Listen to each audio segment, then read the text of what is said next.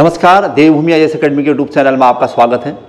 आज का हमारा विशेष टॉपिक है वर्ष 2023 और 24 का बजट और बजट से संबंधित कुछ विशेष तथ्य और जो आगामी बजट है जो कि 1 अप्रैल 2023 से लागू हो जाएगा, उसमें क्या क्या खास एस्पेक्ट हैं और किस सेक्टर को क्या मिला हुआ है।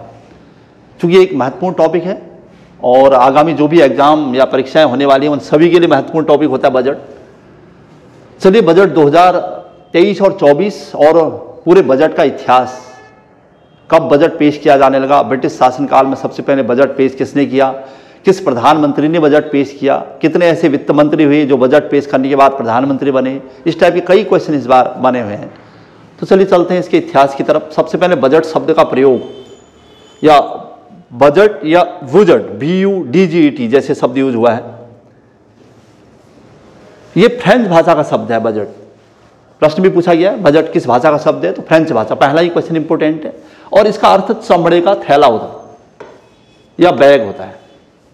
और पहली बार 1773 में इंग्लैंड के प्रधानमंत्री रॉबर्ट वॉलपोल ने पहली बार जब वित्तीय दस्तावेज पेश किया था तो उन्होंने इसे एक चमड़े के बैग में पेश किया था, प्रस्तुत किया था। तो मजाक के तौर पर उसे बजट या चमड़े का थैला कहा गया और तब से लेकर अब तक इसके लिए बजट शब्द का ही प्रयोग हो रहा है। ये इसका शुरुआत थी। और जहाँ तक भारतीय संविधान की बात है, हमारे वहाँ बजट का प्रयोग कैसे हुआ है, तो हमारे भारतीय संविधान में बजट के लिए बजट शब्द प्रयोग नहीं है, बल्कि हमें इसे वित्तीय दस्तावेज कहते हैं। ये देखिए, भारतीय संविधान में से वित्तीय दस्तावेज, तो भारतीय संविधान में बजट शब्द का उल्लेख नहीं मिलता पर्टिकुलर, तो उसके लिए वित्तीय दस्तावेज का प्रयोग करेंगे हम लोग। इसलिए बार बार हम लोग वित्तीय दस्तावेज या बजट कहेंगे। और संविधान में अनुच्छेद 112 में, भारतीय संविधान के अनुच्छेद 112 में बजट शब्द का उल्लेख है, जबकि राज्यों से संबंधित बजट का उल्लेख अनुच्छेद 202 में है। हर राज्य का भी अपना बजट पेश होता है, तो अनुच्छेद 202 और अनुच्छेद 112। शुरुआत क्लियर हुई। अब हम आगे बढ़ रहे हैं। तो अनुच्छेद 112 में हमने कहा कि बजट नहीं है तो बल्कि वित्तीय दस्तावेज है। तो वित्तीय दस्तावेज की वास्तविक परिभाषा क्या होनी चाहिए, तो अनुच्छेद 112 के अनुसार एक वित्तीय वर्ष अर्थात 1 अप्रैल से लेकर 31 मार्च, जिसे हम वित्तीय वर्ष कहते हैं, एक वित्तीय वर्ष तक सरकार की अनुमानित प्राप्तियों और व्ययों का विवरण बजट कहलाता है। कि सरकार ने एक वित्तीय वर्ष में, भारत सरकार ने या भारत की सीमाओं के अंदर या बाहर कितना हमने प्राप्ति किया और कितना व्यय किया, कितना खर्चा किया और कितना बचा, ये सब वित्तीय विवरण होता है, बजट होता है। चलिए, बजट के इतिहास पर एक नज़र मारते हैं कि कब प्रस्तुत किया जाने लगा भारत में बजट। भारत में बजट प्रणाली की शुरुआत लॉर्ड कैनिंग के समय, भारत का पहला वायसराय कहते हैं हम इसको, 1860 में हुई है। चूंकि वो तो भारत का वायसराय था, उसके समय करी किसने, तो 1860 में ब्रिटिश प्रधानमंत्री जेम्स विल्सन ने भारत का पहला बजट प्रस्तुत किया था। हिस्ट्री का भी और GS का भी क्वेश्चन है, जिस कारण भारत में बजट प्रणाली का जनक जेम्स विल्सन को माना जाता है। तो भारत में बजट प्रणाली का जनक कौन है, तो जेम्स विल्सन है। ठीक है। अच्छा, कब, 1860 में भारत में पहली बार बजट प्रणाली की शुरुआत 1860 में हुई है। तो वायसराय पूछे तो लॉर्ड कैनिंग, अगर किसने पेश किया तो जेम्स विल्सन ने। भारत में बजट प्रणाली का जनक किसे मानते हैं, तो विल्सन को मानते हैं। अच्छा, जैसे पहले की भारत में बजट 1860 के बाद जब बजट पेश किया जाने लगा होगा तो रेल बजट और सामान्य बजट को सामान्य एक साथ प्रस्तुत किया जाता था, लेकिन अंततः 1921 में एकवर्थ कमेटी ने अपनी सिफारिश को रखा और 1924 में एकवर्थ कमेटी की सिफारिश के आधार पर रेल बजट को सामान्य बजट से अलग कर दिया गया। यानी 1921 में बनी एकवर्थ कमेटी और 1924 में अपनी सिफारिश प्रस्तुत करने के बाद रेल बजट को सामान्य बजट से अलग करने की बात कही थी। और पहली बार अगर रेल बजट को सामान्य बजट से अलग कब किया गया तो प्रश्न अलग हो जाएगा। तो पहली बार रेल बजट आम बजट से 1925 में अलग से पेश किया जाने लगा। मतलब 1925 में रेल बजट और सामान्य बजट दो अलग अलग से पेश किए गए, लेकिन एकवर्थ कमेटी ने 1924 में से कर दिया था अलग अलग। और लेकिन वर्तमान में फिर से रेल बजट और सामान्य बजट को एक कर दिया गया है। तो वर्तमान में 2017 में विवेक देवराय कमेटी की सिफारिश के आधार पर रेल बजट और सामान्य बजट को पुनः एक साथ पेश किया जाने लगा है। ये इंपॉर्टेंट है। एकवर्थ कमेटी 1924 और विवेक देवराय कमेटी 2017। इसके अलावा और भी प्रश्न, जैसे स्वतंत्र भारत का पहला बजट कब पेश किया गया था, तो स्वतंत्र भारत का पहला बजट 26 नवंबर 1947 को वित्त मंत्री, पहले वित्त मंत्री होंगे आर के षणमुखम चेट्टी ने पेश किया था। ये स्वतंत्र भारत का पहला बजट है। और पहले वित्त मंत्री आता है तो तब भी आर के षणमुखम चेट्टी।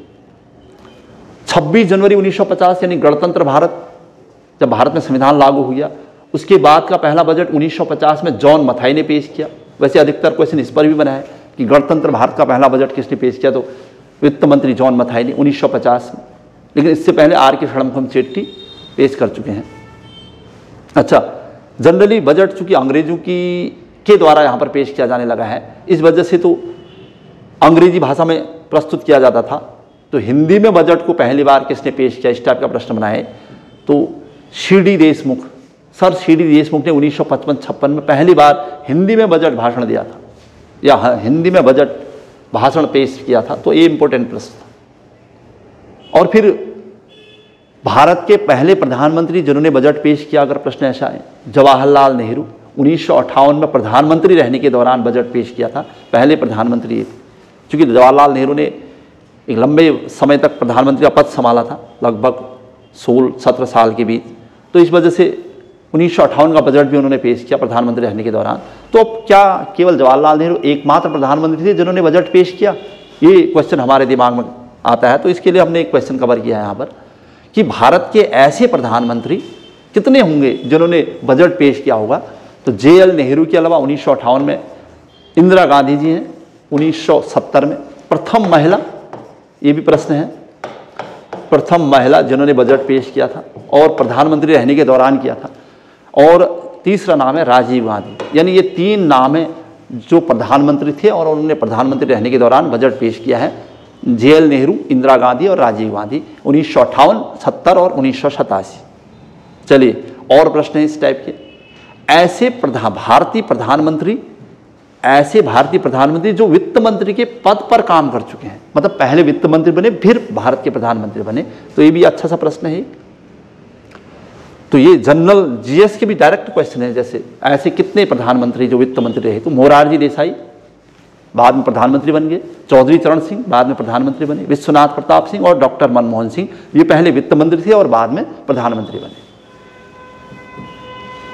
अच्छा, एक और क्वेश्चन इस टाइप का ही बना है कि ऐसे वित्त मंत्री जो वित्त मंत्री रहते हुए बजट पेश नहीं कर पाए, मतलब वित्त मंत्री थे लेकिन उस दौरान उन्हें बजट पेश करने का मौका नहीं मिल पाया, तो एच.एन. बहुगुणा, हेमवती नंदन बहुगुणा उत्तराखंड से संबंधित हैं, के.सी. नियोगी और डॉक्टर मनमोहन सिंह। मतलब ये 3 ऐसे नाम हैं जो वित्त मंत्री थे लेकिन वित्त मंत्री रहने के दौरान भी बजट पेश नहीं कर पाए किसी कारणवश। तो ये अच्छा सा क्वेश्चन था। अच्छा, और जनरल टाइप के क्वेश्चन कि सबसे अधिक बार बजट किसने पेश किया, इस टाइप के प्रश्न हैं। तो उसमें सबसे अधिक बार बजट पेश करने वाले मोरारजी देसाई भारत के ऐसे पहले वित्त मंत्री हैं जिन्होंने सबसे अधिक बार यानी 10 बार बजट पेश किया था, 10 बार, सबसे ज़्यादा बार। और एन.डी. तिवारी उत्तराखंड से संबंधित हैं तो इसलिए हमने क्वेश्चन डाला यहाँ पर। नारायण दत्त तिवारी 1988 का बजट पेश किया था इन्होंने।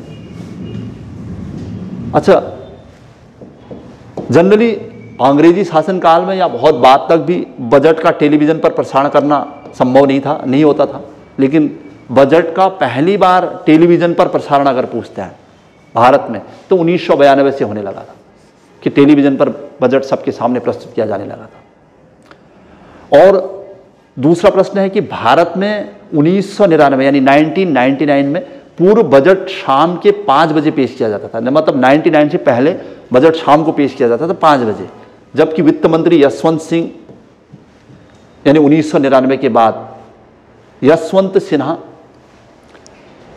ने 1999 में बजट सुबह 11 बजे पेश करने की परंपरा शुरू की। मैंने भारत में सुबह 11 बजे जो बजट पेश किया जा रहा है आजकल, वो 11 बजे कब से, तो 1999 से वित्त मंत्री यशवंत सिन्हा जी के द्वारा पेश किया गया था, पहली बार ऐसा हुआ है। अच्छा, एक और क्वेश्चन बना है कि वर्ष 2020 से बजट डिजिटल तरीके से अब पेश, वर्तमान में बजट डिजिटल तरीके से आ रहा है सबके सामने। अब बहुत बड़ा वित्तीय दस्तावेज लाने की जरूरत नहीं है, सब चीज़ें ऑनलाइन और सबके सामने हैं, इसलिए डिजिटल तरीके से सीतारमण ने जो पेश किया था इस बार भी। अच्छा, बजट किस टाइप से, मतलब जैसे बजट पेश किया जाता है तो क्या वो वित्तीय वर्ष का, मतलब पिछले साल का होता है या इस साल का या आने वाले वर्ष का, इस चीज़ को लेकर थोड़ा सा कन्फ्यूजन रहता है। तो इसमें तीन पक्ष होते हैं बजट के, किसी भी बजट के तीन पक्ष सामान्यतः। एक तो पहले वर्ष की प्राप्तियां, मतलब पिछले साल की, अगर 2023-24 का बजट है तो 2022-23 का कैसा रहा होगा, तो पिछले वर्ष की प्राप्तियां और व्यय उसको आधार माना जाता है, देखा जाता है। फिर जो चालू वर्ष यानी 2023 जो अभी चल रहा है, चालू वर्ष की प्राप्तियां और व्यय इस समय क्या चलेगा, कैसा होगा, और आगामी यानी 2024 में मतलब इसी बेस पर 2024 का बजट पेश किया जाएगा फिर, कि इस बार का बजट में क्या क्या खामियां थी या क्या रहा था वो सब, यानी 3 वर्षों को आधार माना जाता है, पहले वर्ष, चालू वर्ष और आगामी वर्ष। खैर, बजट के अलावा कुछ और शब्द का प्रयोग हो रहा है भारतीय बजट प्रणाली में, तो उनका भी जिक्र करता हुआ जाता हूं फटाफट से। कुछ चीज़ें, हालांकि इनको एक्सप्लेन करना भी संभव है नहीं क्योंकि ये बहुत बड़ा टॉपिक है, और फिर इसके लिए एनसीईआरटी बेस्ड स्टडी की आवश्यकता है। जैसे पहली बार जीरो बेस बजट का श्रेय किसको जाता है, भारत में शून्य आधारित बजट कहते हैं इसको, या जीरो बेस बजट कहा जाता है, ये प्रस्तुत किया जाने लगा है। और सबसे पहले पीटर ए पायर को जाता है इसका श्रेय, कि पीटर ए पायर ने जीरो बेस बजट की शुरुआत की थी अमेरिका में। और भारत में कब शुरू हुआ, भारत में सर्वप्रथम 1987 में जीरो बेस बजट की शुरुआत राजीव गांधी के समय हुई थी। जीरो बेस बजट किसने शुरू किया, तो राजीव गांधी ने 1987 में, लेकिन ये पीटर ए पायर को श्रेय जाता है। प्रश्न पूछा गया कि जीरो बेस बजट की शुरुआत किसने की थी, तो पीटर ए पायर ने। ऐसे ही निष्पादन बजट का जिक्र हो रहा है। अच्छा, निष्पादन बजट की शुरुआत भारत में 2005 में हुई है, और जबकि इसे सर्वप्रथम अमेरिका ने, इसमें भी अमेरिका ने सबसे पहली बार प्रयोग किया था निष्पादन बजट को। ये निष्पादन बजट, जीरो बेस बजट या फिर आउटकम बजट, जेंडर बजट, ये सब नए नए कंसेप्ट हैं। इसके लिए अलग से कोई क्लासेज होती है जिसमें हम लोग इसको समझाते हैं, लेकिन यहाँ पर चूंकि इतना समय नहीं है हमारे पास, चूंकि हमें बजट 2023 के आंकड़े आपके सामने रखने। खासकर 2005 में पी चिदम्बरम ने आउटकम बजट को पहली बार पेश किया था, यानी भारत में आउटकम बजट का पहली बार जिक्र 2005 में हुआ है, और निष्पादन बजट को भी 2005 में पेश किया गया था। और जेंडर बजट, जिसमें महिलाओं के लिए विशेष बजट की छूट रहती है, भारत में पहली बार 2005-06 में, यानी 2005-06 में काफ़ी कुछ हुआ है, जेंडर बजट, आउटकम बजट और निष्पादन बजट। जबकि 1982 में ऑस्ट्रेलिया से इसकी शुरुआत हुई थी जेंडर बजट की। तो वर्तमान में भी बहुत सारे ऐसे नए नए नाम आ रहे हैं बजट से संबंधित। चलिए अब चलते हैं 2022-23 के बजट में जो टैक्स स्लैब निर्धारित किया गया है उस पर भी एक नज़र मार लेते हैं। वैसे हमने अब तक कई बार इसको सुन लिया है, देख लिया है अच्छी तरह से, लेकिन फिर भी क्या क्या खास बातें हैं। खासकर मध्य वर्ग के लिए आयकर भुगतान की छूट की सीमा 7 लाख रुपए कर दी गई है, ये जनरली आपने सुन ही लिया होगा, और थोड़ा मध्य वर्ग इससे राहत है। और 3 लाख रुपए तक की आय पर कोई कर नहीं होगा, ये भी कह दिया गया है। और 3 से 6 लाख आय है जिनके, उन पर 5% कर दिए होगा, और 6 से 9 लाख पर 10% होगा, और उसके बाद 9 से 12 लाख पर ये बढ़ता रहेगा, और 9 से 12 लाख पर 15%, और 12 से 15 लाख पर 20% के हिसाब से आयकर रहेगा। ये नया टैक्स स्लैब है, और यानी पिछले सालों से थोड़ा चेंजेज हुआ है, और पहली बार बहुत लंबे समय बाद इसमें चेंजेज आया है। अच्छा, बजट में क्या क्या सस्ता हुआ है और क्या क्या महंगा हुआ है, तो जनरल चीज़ें यहाँ पर देखने को मिलेंगी। इलेक्ट्रिक वाहन सस्ते हो चुके हैं, खिलौने, साइकिल, ऑटोमोबाइल, देसी मोबाइल, कैमरा लेंस और लिथियम ऑयल बैटरी, ये सब सस्ता हो चुका है। अच्छा, और क्या सस्ता हुआ है, एलईडी टीवी, ऑनलाइन गेम या बायोगैस से जुड़ी चीजें, ये सब सस्ती हैं फिलहाल। और महंगा क्या हुआ है, तो चिमनी, सिगरेट, सोना चांदी और प्लेटिनम, और विदेशों से आने वाली चांदी, जो आयातित चांदी, वो सब महंगी हुई है। तो क्या हुआ महंगा, क्या सस्ता, ये आप देख लें। चलिए इसी कड़ी में और क्या क्या खास बातें, उपलब्धियां क्या हैं इस बजट 2023-24 की, खास खास बातें, मतलब किसमें क्या चीज विशेष रखा गया है, तो इस पर भी एक नजर मार लेते हैं। 102 करोड़ व्यक्तियों के लिए 220 करोड़ कोविड टीके उपलब्ध कराए गए। उज्ज्वला योजना के तहत 9.6 करोड़ एलपीजी गैस कनेक्शन, ये उपलब्धियां हैं।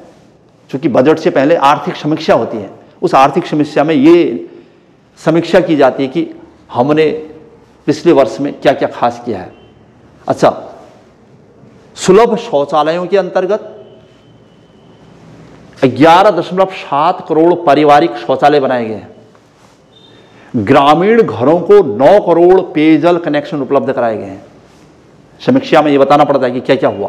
पिछले 9 वर्षों में पर कैपिटा इनकम पीसीआई कहते हैं हम जिसे, प्रति व्यक्ति आय 2 गुनी से अधिक बढ़कर 1.97 लाख रुपए हो गई है। मतलब अब भारत की प्रति व्यक्ति आय 1,97,000 है, जो कि ठीक ठाक स्थिति में है पर कैपिटा इनकम। पिछले 9 वर्षों में भारतीय अर्थव्यवस्था का आय आकार दुनिया में 10वीं से 5वीं हो गया है। यानी भारतीय अर्थव्यवस्था का आकार अब 10वीं से 5वीं हो गया है। तो काफी खास पॉइंट मिल रहे हैं यहां पर आपको। डायरेक्ट कोई क्वेश्चन यहां से उठता है अगर, अच्छा 2022 में यूपीआई के माध्यम से 126 लाख करोड़ का 74,100 करोड़ डिजिटल भुगतान, मतलब लोग डिजिटल भुगतान के माध्यम से बहुत ज्यादा लेन देन कर रहे हैं। अब ये इंपॉर्टेंट था, मतलब यूपीआई के माध्यम से जो भुगतान हो रहा है वो उसका दिन प्रतिदिन उसका प्रतिशत बढ़ता जा रहा है। 47.8 करोड़ रुपए पीएम जनधन बैंक खाते में जमा हुए। जो पीएम जनधन खाता था उसमें विगत वर्ष में 47.8 करोड़ रुपए जमा हुए, मतलब इतना पैसा जमा हुआ है। पीएम प्रधानमंत्री सुरक्षा बीमा और पीएम जीवन ज्योति योजना के तहत 44.6 करोड़ लोगों का बीमा कवर हुआ है। अच्छा नेक्स्ट है प्रधानमंत्री किसान सम्मान निधि के तहत 11.4 करोड़ से अधिक किसानों को लगभग 2.2 लाख करोड़ का हस्तांतरण हुआ है, यानी नकद हस्तांतरण। जो पीएम किसान निधि में पैसा आ रहा है 2,000 रुपये या 6,000 रुपये साल का, उसके तहत कितना 11.4 करोड़ से अधिक किसानों को 2.2 लाख करोड़ का नकद हस्तांतरण, मतलब ये सब उपलब्धियां रही हैं। अच्छा 2022-23 का जो बजट है उसमें किसके लिए क्या प्रावधान है वर्तमान में? एजुकेशन के लिए, खेल के लिए, रक्षा के लिए कितना बजट तय किया गया है? तो कृषि के लिए, प्राथमिक क्षेत्र के लिए 1.25 लाख करोड़ रुपए आवंटित किए जाएंगे, ये कहा है। एजुकेशन शिक्षा के लिए 1,12,899 करोड़ रुपए आवंटित किए गए हैं। खेल के लिए 3397.32 करोड़ रुपए आवंटित है। और स्वास्थ्य के लिए 86,000 करोड़ का आवंटन किया गया है। और रक्षा के लिए 5.94 लाख करोड़ आवंटित किए गए हैं। ये वर्ष बजट 2023-24 की खास बातें हैं। खेल, शिक्षा, कृषि, स्वास्थ्य और रक्षा, ये 5 एस्पेक्ट इस कवर किए हमने इसमें।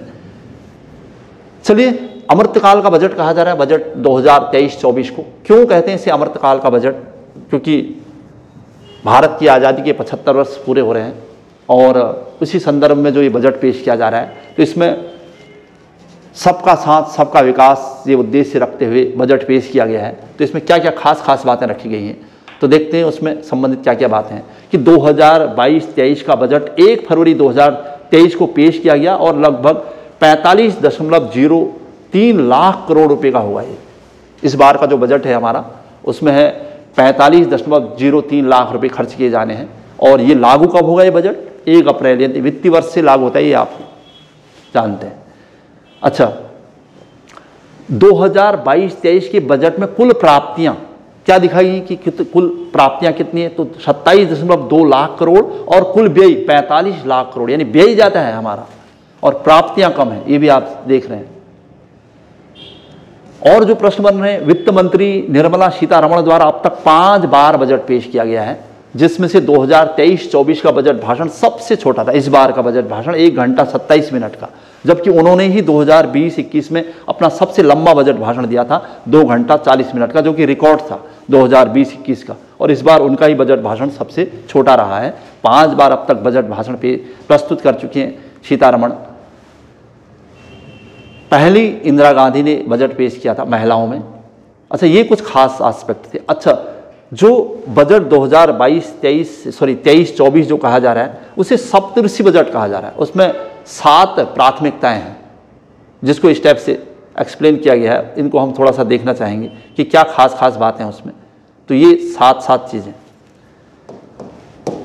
जैसे समावेशी विकास, इंक्लूसिव ग्रोथ, सबका विकास होना है, सबका विकास सबके साथ, ये वाली बात। क्षमता उभारना, लोगों की क्षमताओं का डेवलपमेंट करना, उनको अवसर देना, अंतिम छोर तक पहुंच, मतलब इस बजट की पहुंच समाज के प्रत्येक वर्ग तक, जनजातियों तक, समाज के निम्नतम वर्ग तक। युवा शक्ति को उभारना, खासकर युवाओं को रोजगार के साथ साथ उनमें जो स्किल है उसे डेवलप करना। हरित विकास, ग्रीन डेवलपमेंट की बात की गई है, मतलब जहां भी डेवलपमेंट हो, विकास हो, उसमें पर्यावरण को ध्यान रखा जाए।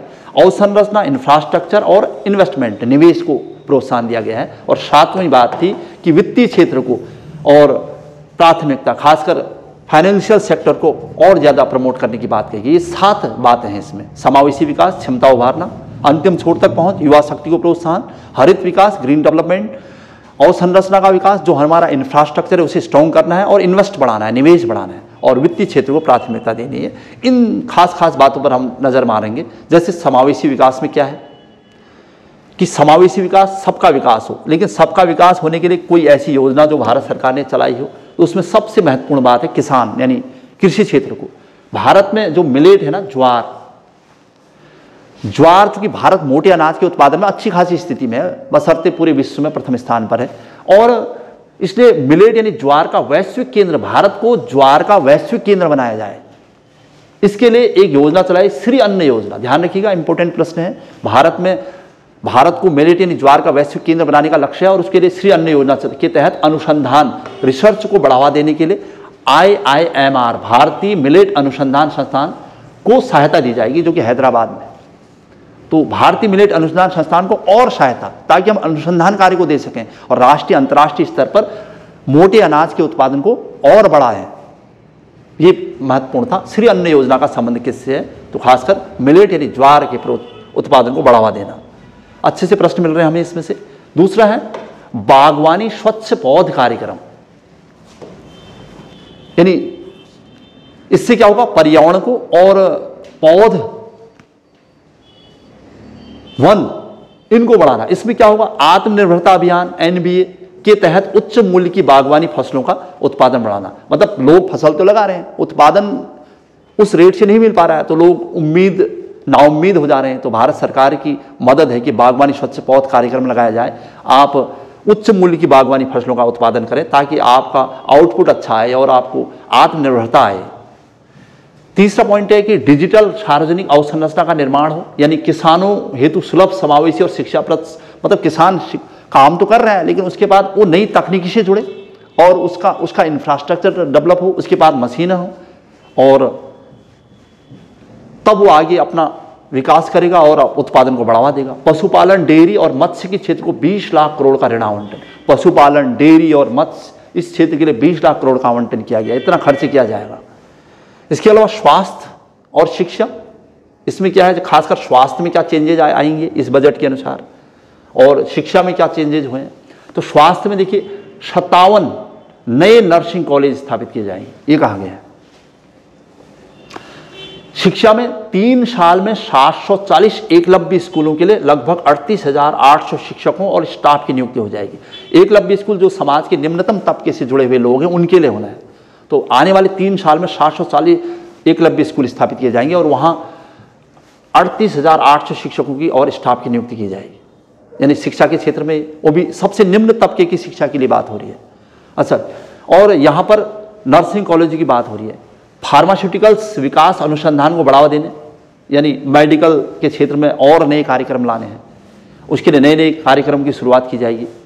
और सिकल सेल एनीमिया उन्मूलन शुरू किया जाएगा। जितने भी हमारे वहाँ मतलब ऐसी डिजीज हैं जो स्वास्थ्य को डायरेक्ट हानि पहुंचा रही है या इनडायरेक्ट हानि पहुंचा रही है, या ऐसे मेडिकल और अनुसंधान कार्य जिससे हम स्वास्थ्य सेवाओं को आगे बढ़ा सकते हैं, उसको प्रमोट किया जाएगा, ये कहना है सरकार का। और ऐसे ही शिक्षा में 47 लाख युवाओं को pan India national apprenticeship scheme के माध्यम से 3 साल तक का भत्ता दिया जाएगा, यानी युवाओं को रोजगार देने। जैसे कहा जा रहा है कि युवाओं को रोजगार के लिए कोई काम नहीं हो रहा है, तो बहुत सारी चीजें यहाँ पर। अच्छा, उसके अलावा जिला शिक्षा और प्रशिक्षण संस्थाओं के जरिए शिक्षक प्रशिक्षण का पुनरुद्धार होगा। मतलब शिक्षा या एजुकेशन के क्षेत्र में भी काम किया जाएगा, और जो शिक्षक हैं खासकर उनको ट्रेन किया जाएगा, उन्हें प्रशिक्षण दिया जाएगा। बच्चों और किशोरों हेतु राष्ट्रीय डिजिटल पुस्तकालयों की स्थापना की जाएगी। तो डिजिटल पुस्तकालय होंगे ग्रामीण क्षेत्रों में, पंचायत या वार्ड के स्तर पर, पंचायत या वार्ड स्तरों पर पुस्तकालयों की स्थापना हेतु राज्य को प्रोत्साहन दिया जाएगा, ये कहना है सरकार का बजट 2023-24 में। अच्छा, शिक्षा और स्वास्थ्य, इसके अलावा अंतिम छोर तक पहुंच का जो बात हुई थी उसमें क्या खास है? आदिवासी समूह तक, जैसे मैंने कहा ना एकलव्य स्कूलों की स्थापना भी कहीं न कहीं आदिवासी समूह को प्रोत्साहन देना है।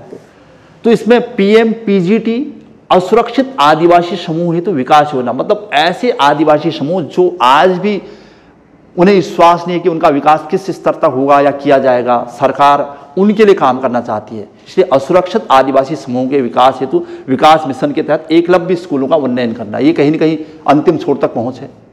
और कर्नाटक के सूखाग्रस्त क्षेत्रों में धारणीय सूक्ष्म सिंचाई हेतु वित्तीय सहायता, तो जो सूखाग्रस्त क्षेत्र है वहां पर सूक्ष्म वित्तीय सहायता दी जाएगी। और प्राचीन पांडुलिपियों के डिजिटलीकरण हेतु भारत श्री योजना, इंपॉर्टेंट है, फिर से भारत श्री योजना का संबंध किससे है, तो जो हमारी पांडुलिपि यानी हाथ से लिखी हुई लिपियां हैं, हमारी संस्कृति की जो शिक्षा और संस्कृति को आगे बढ़ाने वाली चीजें हैं, उनको ऑनलाइन किया जाएगा, डिजिटल किया जाएगा। उसके लिए साझा अभिलेख निक्षेपागार योजना, जिसे हम भारत श्री योजना कह रहे हैं, तो ये है।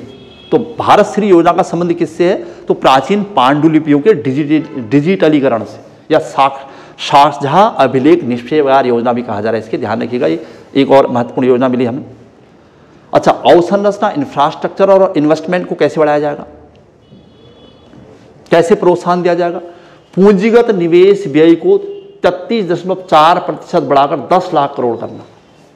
इससे क्या होगा, हमारे पास पूंजी रहेगी तो हम रोजगार आगे बढ़ाएंगे, हमारे पास पूंजी रहेगी तो हमें ये विश्वास होगा कि मार्केट में हम बहुत एक लंबे समय तक टिक कर काम कर सकते हैं। इसलिए पूंजी निवेश व्यय को बढ़ाना है, कैसे भी हो लोगों के पास अपनी पूंजी रहे ताकि वो आगे काम कर सकें। ऐसे ही अवसंरचना निवेश को प्रोत्साहन देने हेतु राज्य सरकारों को 50 वर्ष तक ब्याज रहित ऋण जारी करना, इंपोर्टेंट ये लाइन भी, राज्य सरकारों को 50 वर्ष तक ब्याज रहित ऋण जारी करना, ताकि हर राज्य में इंफ्रास्ट्रक्चर का डेवलपमेंट हो और निवेश यानी इन्वेस्टमेंट को प्रोत्साहन दिया जा सके, चाहे वो पर्यटन क्षेत्र हो, चाहे स्वास्थ्य हो, शिक्षा हो। रेलवे के लिए 2.4 लाख करोड़ का उच्चतम पूंजीगत परिव्यय, यानी रेलवे के लिए सबसे ज़्यादा बार पैसा इस बार दिया गया है, क्योंकि रेलवे बजट भी इसके साथ ही होना था, इस वजह से ये पॉइंट भी आया है। अच्छा, पत्तनों यानी बंदरगाहों, कोयला, इस्पात, उर्वरक क्षेत्र में एंड टू एंड कनेक्टिविटी, मतलब छोर छोर तक कनेक्टिविटी पहुंचाने के लिए लगभग 100 परिवहन अवसंरचना परियोजनाएं डेवलप की जाएंगी। और शहरी अवसंरचना विकास निधि UIDF के तहत श्रेणी 2 और श्रेणी 3 के शहरों का आधुनिकीकरण, जैसे हमने कहा कि टॉप 100 जो सिटीज डेवलप स्मार्ट सिटीज, उसके बाद अब श्रेणी 2 और श्रेणी 3 के शहरों का आधुनिकीकरण होगा। अच्छा, इसके अलावा क्षमता उभारना, लोगों के पास स्किल है उसको कैसे आगे लाया जाए, उसके लिए कारगर न्याय प्रशासन हेतु ई-कोर्ट का चरण 3 शुरू किया जाएगा। यानी अब हमें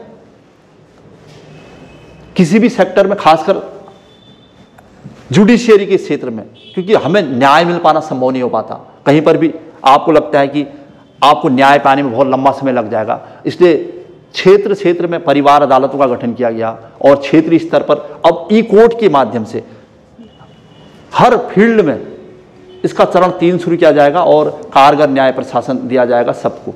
और प्रशासन के क्षेत्र में यानी न्याय की व्यवस्था, 5G आधारित एप्लीकेशन विकास हेतु 100 प्रयोगशालाओं की स्थापना। अब 5G जनरेशन आधारित एप्लीकेशन का विकास होगा, ये कहा गया है। इसके लिए भी लगभग 100 प्रयोगशालाएं देश भर में स्थापित की जाएंगी, क्योंकि अब 4G का समय नहीं रहा, 5G का डेवलपमेंट होगा पूरे देश में और 100 प्रयोगशालाएं बनाई जाएंगी और इसके माध्यम से इसका डेवलपमेंट होगा। घरेलू उत्पादन को प्रोत्साहन देना और आयात पर निर्भरता, हमें आयात पर अपनी निर्भरता कम करनी होगी, अपने निर्यात को बढ़ावा देना पड़ेगा, ये कहा गया है। इसके लिए हमें अपने घरेलू उत्पादन को बढ़ावा देना होगा। कोविड अवधि के दौरान शहरों में आर्टिफिशियल इंटेलिजेंस आधारित समाधान, AI आर्टिफिशियल इंटेलिजेंस से संबंधित है और चूंकि वर्तमान में इनका महत्व बढ़ता जा रहा है। और स्टार्टअप, जो कि हमारे वहाँ स्टार्टअप स्टैंडअप जो प्रोग्राम चलाए गए भारत सरकार द्वारा, स्टार्टअप्स और एकेडमियों के द्वारा अनुसंधान हेतु गुमनामी आंकड़ों को तक पहुँचा, मतलब जहाँ तक आज तक ऑनलाइन या डिजिटल की शुरुआत नहीं हो पाई है, उस सेक्टर में भी इसको बढ़ाना है और नए स्टार्टअप देने, ऐसे लोग जो आज तक समाज की धारा से बहुत पिछड़े रह गए हैं उनको भी समाज की मुख्य धारा में लाना पड़ेगा, ये सब। अच्छा, हरित विकास कार्यक्रम में क्या हुआ है, हरित ऋण कार्यक्रम दिया गया है, यानी अगर आप पर्यावरण से संबंधित कुछ काम कर रहे हो या फिर उसमें भी एक महत्वपूर्ण योजना का जिक्र हुआ है यहाँ पर, जैसे PM प्रणाम योजना कहा जा रहा है इसको। ये प्रश्न पूछे PM प्रणाम योजना का कितना, इसका मतलब है कि पृथ्वी माता के पुनरुद्धार इसके प्रति जागरूकता कि कैसे पृथ्वी को बचाना है, और पोषण और सुधार हेतु कार्यक्रम चलाए जाएंगे। तो पीएम प्रणाम योजना का मतलब है कि पृथ्वी माता के पुनरुद्धार के लिए और उसमें उसके प्रति जन जागरूकता के लिए, पर्यावरण के लिए, पोषण के लिए कार्यक्रम चलाए जाएंगे। राज्य और संघ शासित क्षेत्रों को वैकल्पिक उर्वरक के उपयोग को बढ़ावा देना कि अब वो वैकल्पिक उर्वरकों का प्रयोग करें। हरित ऊर्जा के लिए 35,000 करोड़ का प्रावधान है, ग्रीन एनर्जी के लिए। ये पर्यावरण और हरित विकास को ध्यान में रखकर किया गया है। अच्छा, चक्रीय अर्थव्यवस्था को बढ़ावा देने हेतु गोवर्धन स्कीम, फिर से आ गया ये नया पॉइंट, गोवर्धन स्कीम। वैसे इसका मतलब तो है गैलोनाइजिंग ऑर्गेनिक बायो एग्रो रिसोर्सेज के माध्यम से। तो इसमें यह है कि आज तक हम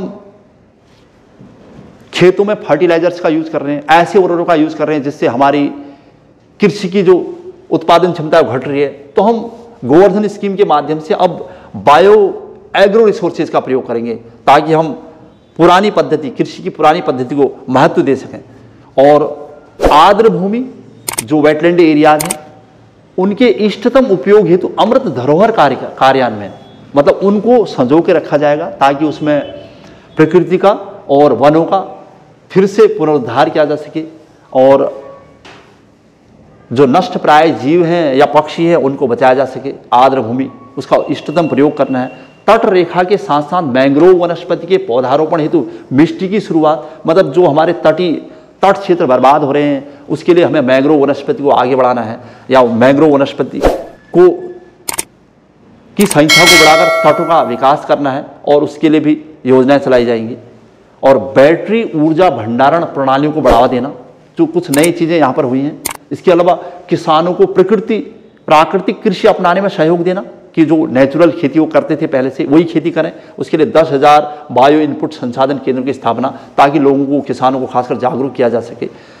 ये चल रही हमारी हरित विकास योजना के तहत। इसके अलावा जो खास चीज़ें खासकर युवा शक्ति को आधार मानकर की गई है, तो उसमें PMKVY 40 की शुरुआत होगी। उसमें क्या कहा गया, क्या है इसके अंतर्गत, जैसे coding decoding, artificial intelligence AI की बात कह रहा था मैं, रोबोटिक्स, 3D मुद्रण, और पाठ्यक्रमों को, मतलब ये सब सिलेबस में ये नए पाठ्यक्रम शुरू होंगे ताकि हमें शिक्षा के स्तर को बढ़ाया जा सके। क्योंकि अब जरूरत है कोडिंग डिकोडिंग की, और आर्टिफिशियल इंटेलिजेंस की ज़रूरत है, और रोबोटिक्स और 3D मुद्रण। इन पाठ्यक्रम में अगर हमारे सिलेबस में ये पार्ट रहेंगे तो इससे अवेयरनेस बढ़ेगी और शिक्षा का प्रचार प्रसार होगा। पर्यटन को बढ़ावा देना, यूनिटी मॉल स्थापित करने के लिए राज्य को प्रोत्साहन, एक जिला एक उत्पाद, हमारा उत्पाद हमारे जिले तक, और हमारे जो ग्रामीण क्षेत्र की पहुंच है हमारे जिले तक आएगी और हम उसे बाजार मिलेगा, उत्पादन क्षमता बढ़ेगी, उसमें पर कैपिटा इनकम बढ़ेगी। ये लक्ष्य रखा गया, ध्यान रखिएगा। ये ODOP, एक जिला एक उत्पाद योजना, ये यूनिटी मॉलों की स्थापना की जाएगी। मतलब स्थान स्थान पर, जगह जगह पर छोटे मोटे इजी डे या छोटे छोटे मॉल स्थापित किए जाएंगे, जैसे हम EEZ का कंसेप्ट कहते हैं, स्पेशल इकोनॉमिक जोन या special EEZ special agricultural zone. जो कंसेप्ट पहले से चल रहे थे उनको एक आधुनिक रूप देना है इसके माध्यम से। अच्छा, GI और हस्तशिल्प उत्पादों, जो यहाँ से भारत के जो अपने परंपरागत उद्योग हैं उनको बढ़ावा देना है, उनके संवर्धन और विक्रय को बढ़ावा देना। अच्छा, खैर हमने कहा कि जो हमारा बजट था उसमें बजटी घाटा और कुल प्राप्तियां और कुल व्यय का जो जिक्र कर रहे थे हम, उसके अनुसार राजकोषीय प्रबंधन से संबंधित प्रश्न बनते हैं। राज्यों को 50 वर्ष का ब्याज युक्त ऋण प्रदान करना, 2023-24 के भीतर पूंजीगत व्यय पर खर्च करना, खास बात है। और राजकोषीय घाटे को GDP का 3.5% किया गया। ध्यान रखना, ये इंपॉर्टेंट है। क्या लक्ष्य रखा गया है राजकोषीय प्रबंधन में, तो हमें अपने राजकोषीय घाटे को GDP का 3.5% किया गया है। ये लक्ष्य है। मतलब हालांकि ये राजकोषीय घाटे को कम करना बहुत बड़ी चुनौती है भारतीय अर्थव्यवस्था के लिए, लेकिन फिर भी 2025-26 तक राजकोषीय घाटे को 4.5% से नीचे रखने का लक्ष्य रखा गया है। और भी यानी 2025-26 तक, क्योंकि बजट हर साल तय होते हैं और उसमें ये अनुमान होते हैं कि हम ये सब करने वाले हैं। और राजकोषीय घाटा 2024 के लिए GDP का 5.9% रखा गया है, और चालू वर्ष के लिए इसे संशोधित कर GDP का 6.4% किया गया। ये करंट के क्वेश्चन जो मैंने हाईलाइट कर रखे हैं, जो आपको ध्यान रखना है। 2024 के लिए GDP का 5.9% और चालू वर्ष के लिए यानी 2023 के लिए इसे GDP का 6.4% किया गया है। अच्छा, और जो प्रश्न खास थे इस बजट में, पूंजीगत व्यय परिव्यय को 33% बढ़ाकर 10 लाख करोड़ रुपए कर दिया गया है, जो GDP का 3.3% है, ये खास बात है। और कृषि ऋण लक्ष्य को 20 लाख करोड़ तक बढ़ाया जाएगा, ये लक्ष्य रखा गया है। यानी कृषि के क्षेत्र में अधिक से अधिक लोन दिए जाएंगे ताकि किसान आत्मनिर्भर हों और किसान बाजार तक पहुंच सकें, आत्मनिर्भर होकर खेती कर सकें, परंपरागत खेती को महत्व दिया जा सके। कृषि स्टार्टअप्स को प्रोत्साहित करने हेतु एक कृषि त्वरक कोष की स्थापना की गई है। PM प्रणाम नामक कार्यक्रम के तहत कृत्रिम खाद, ये जो बात हो रही थी, के इस्तेमाल को कम करना है। अब नेचुरल खाद की बात की जा रही है, जो पहले से हमारी परंपरागत खेती का आधार था। अब कृत्रिम खादों का प्रयोग कम होगा, बल्कि नेचुरल खाद का प्रयोग किया जाएगा। इसके अलावा मेक इन इंडिया जो प्रोग्राम हमारे वहाँ चल रहे हैं पहले से, make AI work for India को बढ़ावा देने हेतु आर्टिफिशियल इंटेलिजेंस के 3 सेक्टर्स बनाए गए हैं। मतलब आर्टिफिशियल इंटेलिजेंस को बढ़ावा देना है, इसके माध्यम से हमें कोई भी प्रोडक्ट भारत में बनाना है ताकि हमें रोजगार मिले भारत में, और हमें हमारा आयात कम हो बल्कि निर्यात बढ़े। और अंत्योदय योजना के तहत गरीबों के लिए मुफ्त खाद्यान्न की आपूर्ति को 1 वर्ष के लिए बढ़ा दिया गया है। और शिल्पकारों और कारीगरों के लिए PM विश्वकर्मा कौशल सम्मान योजना चलाई गई है। ये हमारे बजट की खास बातें थी। तो ये था हमारा बजट 2023-24, जिसमें हमने बजट में जो खास प्रावधान है वो, और राजकोषीय घाटा पर और प्रति व्यक्ति आय और भारत के बजट का कुछ इतिहास कवर किया है। और मैं समझता हूं कि लगभग बजट से संबंधित जो भी खास क्वेश्चन बनते हैं या बनने की संभावना रहती है, ये टॉपिक सब कवर कर लेगा। चलिए, आज की क्लास यहीं पर समाप्त हो रही है। जय हिंद, जय उत्तराखंड।